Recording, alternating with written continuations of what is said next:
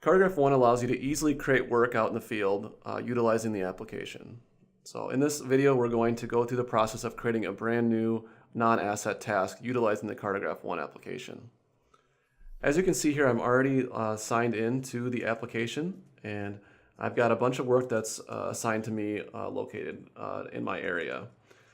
In this scenario though, let's say that there is a task that needs to be created that I see while I'm out in the field, so I need to go ahead and create a brand new non-asset task. So from this main map screen, there is a plus icon in the top right hand corner that allows me to create a new task in the system. So let me go ahead and tap on the plus icon.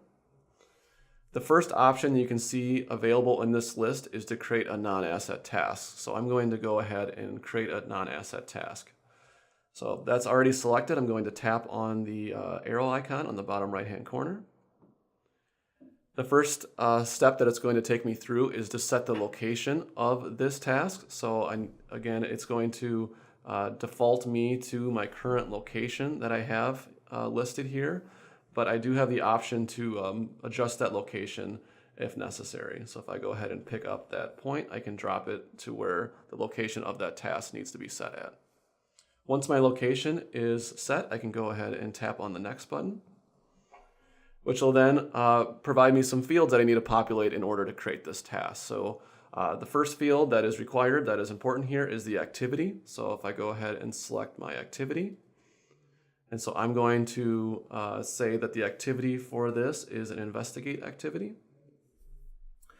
You can see that my start and stop dates automatically populate for today's date. And the priority defaults to none, but I can also adjust that and say that maybe this is a medium priority.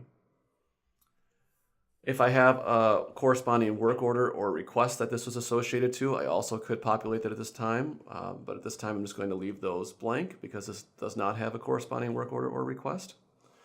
Once I've completed adding those fields, I can go ahead and tap on the save icon. And now this task is now in the system and ready to be performed, worked on. So now that I'm on the task, if I deem necessary, I can add an attachment.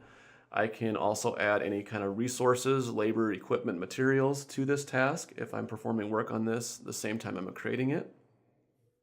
If I go ahead and go back to my map screen now that it's created, you'll also notice that if I go into my task list, which is the orange icon in the upper right hand corner, that task will now show up as an option because it's automatically assigned to me.